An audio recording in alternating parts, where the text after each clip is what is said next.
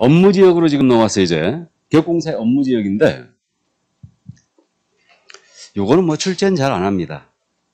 업무의 지역적 범위에 대한 부분은. 지금 개공의 종별이 세 가지가 있거든요.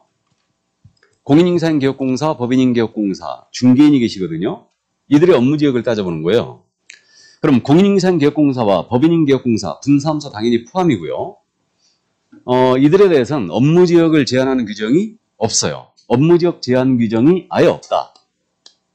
그럼 이들의 업무지역은 어디로 봐야 됩니까? 전국으로 봐야 되죠. 그럼 사무소를 어디다 둔지 간에 공인인사인 기업공사, 법인, 분사무소는 전국을 업무지역으로 해요. 전국에 있는 물건 다 중개할 수 있습니다. 근데 우리 중개인만 유일하게 제한을 받습니다. 그래서 우리 중개인은 자신의 중개사무소 소지지, 시도에 관할 구역을 업무지역으로 하고 그 안에 있는 중개사물에 한하여 중개행위할 수 있다 그랬어. 그러면 인천광역시 서구에 중개사무소가 있는 중개인이에요. 그럼 이분의 업무지역은 어디란 얘기입니까? 인천광역시란 얘기예요.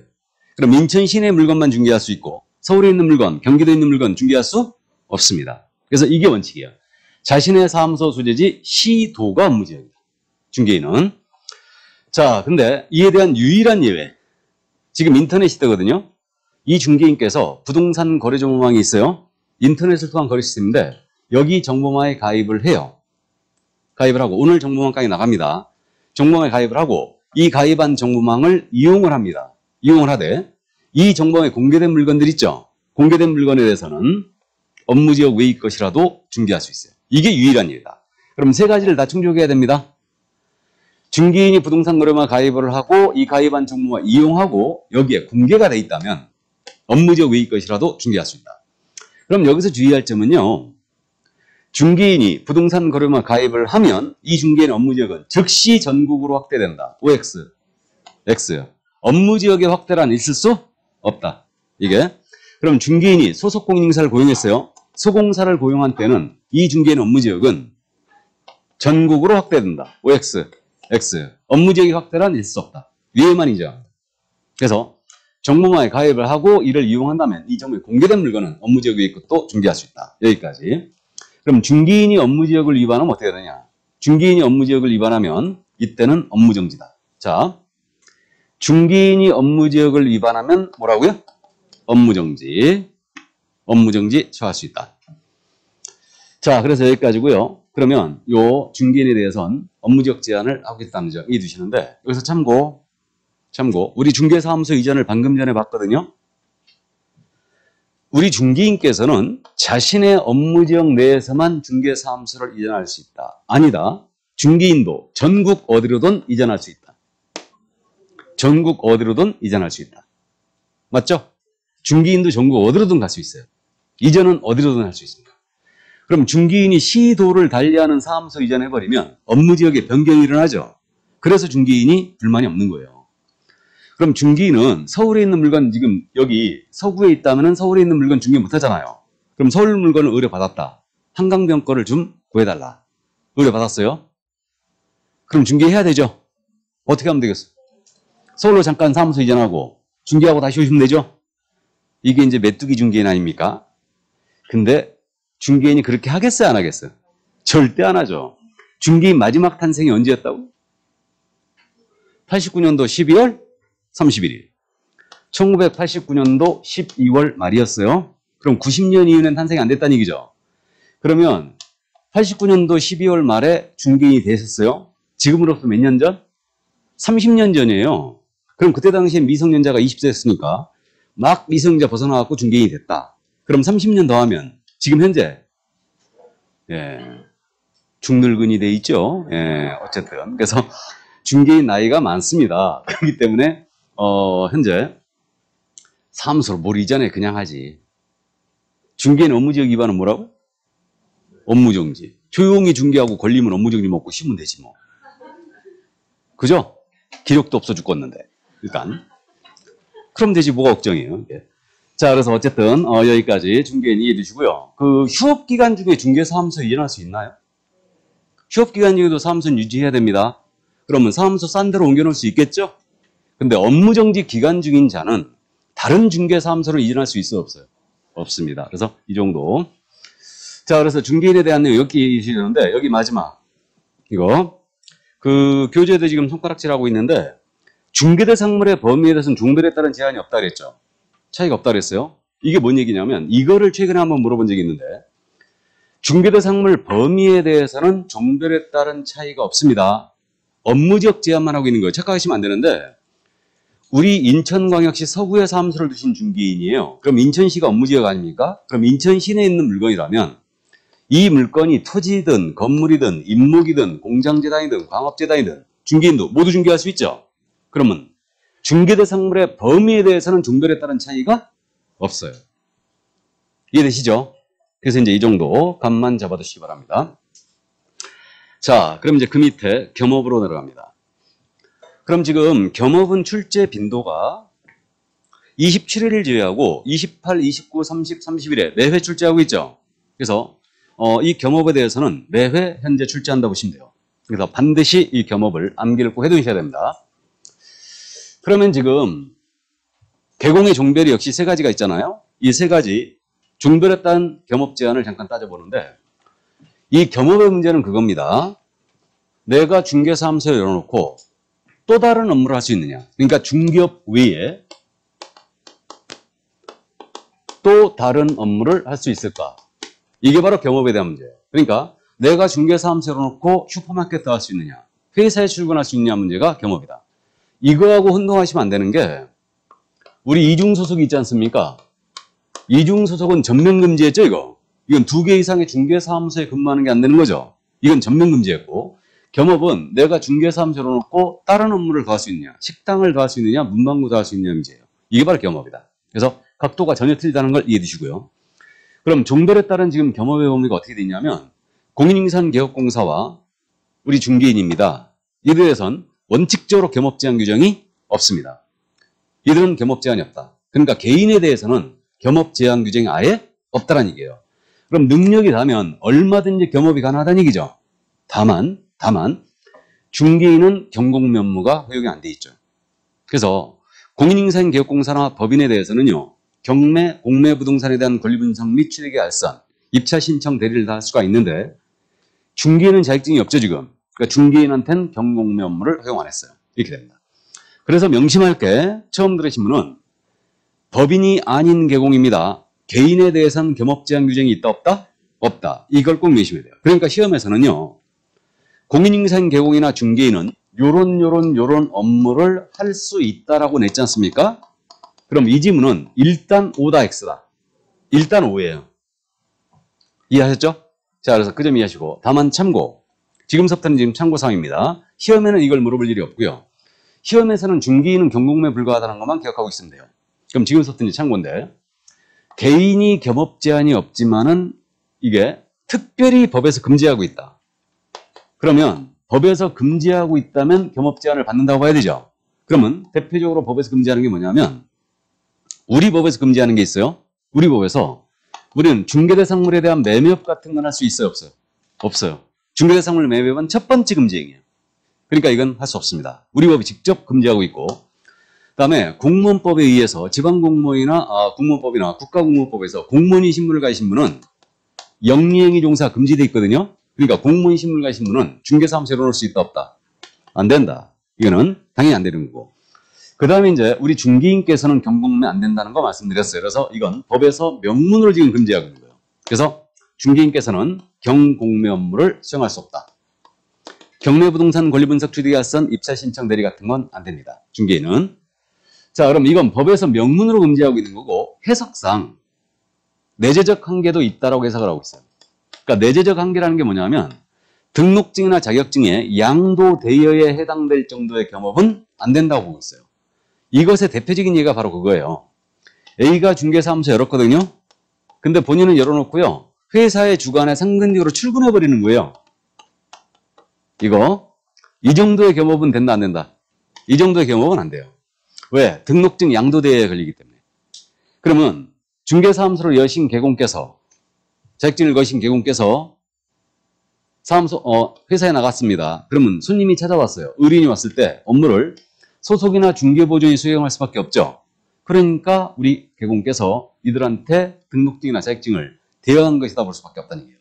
그래서 결론적으로 회사에 나가시는 건 된다, 안 된다? 안 된다. 다만 회사에 나가시더라도 회사의 주관에 상근직으로 가는 게 안 되는 거예요. 그러면 상근직으로 가지 않고 회사에 나가시는데 오전에만 출근한다. 열어놓을 수 있을까 없을까요? 있다고 봐야 되죠. 그 다음에 야간에만 나간다. 열어놓을 수 있어요 없어요? 있죠. 단 조건은 잠이 없어야지. 일단 그래서 이제 그렇게 되고 그러니까 결국은 손님이 왔을 때 내가 업무를 직접 수행할 수 있다면 이때는 겸업이 가능하다는 얘기죠. 이 얘기예요. 그래서 일단 그 정도. 그래서 이제 요거는 뭐 실무적인 문제니까 참고만 일단 해주세요. 그래서 우리가 수입이 불안정하기 때문에 겸업을 고려를 하는데 국토부의 기본 입장은 개업공사는 전문 직업이니까 겸업을 해서는 안 된다는 게 기본 입장이에요. 그건 저도 동조를 합니다. 그러니까 어떻게 하면 중개업을 잘할 수 있을까 고민해야지 어떻게 하면 겸업을 할 수 있을까 고민하면 안 되죠. 이게. 그러니까 중개업이라는 게 중개사무소에 열면요. 1년 안에 판가름 납니다. 내가 1년 안에 지속적으로 할 거냐 아니면 문을 닫을 거냐 이게 결정이 나요. 그래갖고 이제 해보고 나서 내가 중개업과는 도저히 적성이 안 맞는다. 그런 분들이 있어요. 나처럼 아주 성질이 안 좋은 사람은요. 손님 들이받거든 계속. 들이받아버려 그냥 와가지고 괜히 쓸데없는 소리 하고 있고 대도 않는 소리 하고 있잖아요. 안 해. 가. 그러면 안 됩니다. 그러니까 이제 성질을 죽여야지. 그러니까 제가 뭐 창업 실무 같은 거 강의하면서도 출근하면서 간을 빼놓고 가야 됩니다. 그리고 들어와서 다시 넣어야 됩니다. 이렇게 얘기는 하는데 정작 나는 가서 그냥 사무소에 앉아 뻣뻣하게 앉아가지고 자존심 팍팍 세우고 말이에요. 응? 거만하게. 그러고 있으면 안 됩니다. 그래갖고 나는 이제 주로 뭐 그 아파트 같은 건 안 했으니까. 예. 근데 이제 그럴 때가 있어요. 진짜 죄송한 얘기인데 남자가 사무실에 딱 필요할 때가 있어. 남자가 필요할 때가 있는데 물론 뭐 이제 변기 안 내려간다고 배수구 안 내려간다고 고쳐달라고 하면 이제 남자가 가서 고쳐야지 물론 그렇게 이제 해야 되는데 어쨌든 그 손님이 아주 까탈스러운 손님이 있지. 대도 않는 소리를 그냥 계속 계약 치면서 계속 그렇게 트러블을 걸어대는 거야. 그러면 그때 딱 남자가 필요해. 그때 인상이 험한 사람이 더 좋아. 뒤에 앉아가지고 기침 한 번만 하잖아요. 그러면 손님이 그냥 도장 조용히 주장 찍고 가. 무서워가지고 이게. 그래서 어쨌든 그럴 때 딱 한 번 이제 필요한데 나도 그래갖고 그저 한번 남자로서 한번 힘을 내본 적이 그때가 있었다니까. 손님이 말이에요. 그 손님 그 서울 손님이었거든. 근데 그 집을 이제 파는 거야. 파는데 그게 파는 게 우여곡절이 많았어요. 계약금이 한 3천만 원 들어갔다. 근데 산손님이 이걸 깨겠다는 거야. 계약을 못 하겠다는 거야. 이거를. 그래갖고 집은 아주 좋았어요. 그러니까 이제 그 주인분 아드님이 살았거든. 신혼부부가 살았는 집이라 집이 아주 깨끗하고 아주 좋았습니다. 동물도 안 키우고. 근데 계약금이 3천만 원 딱 들어갔는데 자기네가 갑자기 인천으로 이사를 안 오게 됐대. 그래갖고 계약을 깨게 된 거예요. 그래갖고 이 3천만 원을 조금이라도 좀 돌려주면 안 되느냐. 그러는 거야. 근데 이걸 또 우리한테 이쁘게 얘기하니까 안 할 수가 없잖아. 그러니까 손님의 요청을 우리가 무시할 수가 없어요. 그래갖고 또 그 손님이 정중하게 이렇게 이제 우리 이거 못 받는 거 아는데 조금만 어떻게 주인분한테 얘기 좀 해주면 안 되느냐. 그래갖고 이제 우리 주인분한테 얘기를 했어. 손님이 사실 이거 직장 때문에 이쪽으로 올라가 그랬는데 이게 직장이 지금 캔슬이 됐다. 그래가지고 못 오게 됐다. 그러니까 사실대로 얘기를 했지. 그랬더니 주인분이 그럼 반 돌려줄게 그런 거야. 깔끔하잖아 그냥 주인분이. 그래갖고 그럼 반 돌려줄게. 다는 돌려줄 수 없고 일단 계약은 계약이니까. 그래갖고 이제 1,500을 돌려줬어요. 근데 비타오백도 하나 안 사온 거 있지? 그런 거 여러분들 속상한다? 이게 그러니까 이제 그렇게 우리는 성의를 다 해줬잖아. 우리는 단번에 끊어버릴 수 있거든. 안 됩니다. 택도 없는 소리 하지 마세요. 우리 선에서 끊어버려요. 대부분의 중개업소 우리 선에서 끊어버립니다. 그냥 주인분한테 얘기도 안 해. 왜? 주인분한테 이거 얘기하면 욕 들어먹을 거 뻔하거든. 이거 그러니까 얘기도 안 해버려요. 대부분의 중개업사 한 80%는 얘기도 안 해. 주인분한테.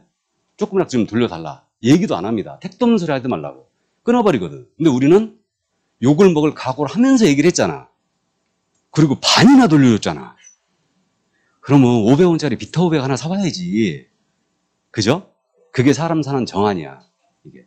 그러니까 그래서 정주지 말아야 돼. 그러니까 난 항상 느끼는 거지만 이게 손님은 진짜 냉정하게 해버려야 돼. 그냥. 돈이 왔다 갔다 하는 문제라. 이게. 그러니까 괜히 또 혈압 오르네 또.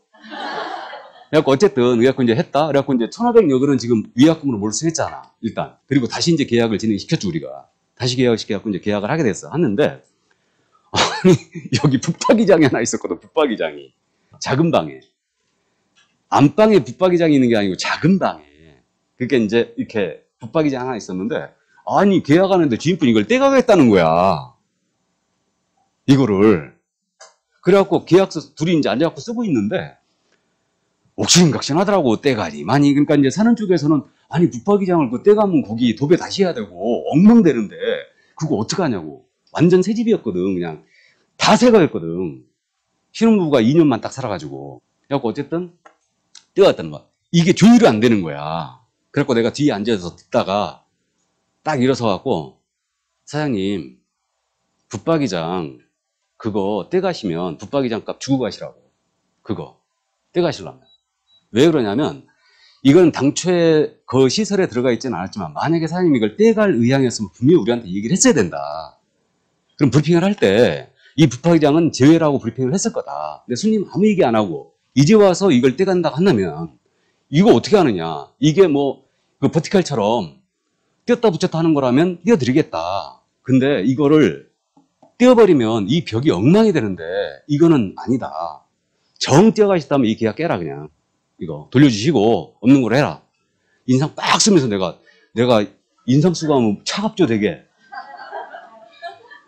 왜 웃어? 아닌가 보네? 그랬더니 그 손님이 그냥 꼬리 내리더라고. 그냥. 그래가지고 버티칼이나 좀 떼어달래 나한테. 그래갖고 내가 버티칼 떼어다 놨다. 붙박이장 그대로 가고 그래갖고 버티칼은 그래갖고 결국 이제 손님이 버티칼은 떼어가는 거. 그래갖고 떼어다가 사무소에 갖다 놓으래. 여태 있어 여태. 그거 계약한 지 한 3, 4년 됐거든요 지금. 사무실에 여태 있어 여태. 나는 또 이거 버티칼 새 거라. 그거 비닐로 있잖아 비닐로. 그 저 랩 있잖아 랩. 그걸 사다가 다 떼어가지고 다 싸놨다? 여태 한 가지 갔어 여태. 본인도 잊어버리겠죠? 이거 어디다 쓰냐고. 그러니까 이게 참 이거 돌려주는 거 보면 매너가 좋거든? 근데 이게 하는 거 보니까 참 이게 아니더라고 이게. 어쨌든. 자 그래서 어쨌든 이거 개인은 겸업 제한이 없다는 걸 이해를 일단 해두시고요. 자 그러나 이제 회사의 주관에 상관이 주거나 일단 안 됩니다. 자 그리고 이제 법인은 겸업 제한을 받아요. 그래서 법인의 경우는 우리 법 제14조죠. 우리 법 제14조에서 정한 업무만 영위할 목적이 됩니다. 그래서 14조의 업무만 수행할 수 있어요. 그러니까 중개업 외에 6가지 업무만 더 수행할 수 있고요. 나머지 업무는 특별한 규정이 없는 한 허용이 안 됩니다. 그래서 이제 법인의 겸업을 주의해야 돼요. 자, 그럼 요거는 조금 쉬었다 할까요? 예, 그래서 조금 쉬었다 하도록 하겠습니다.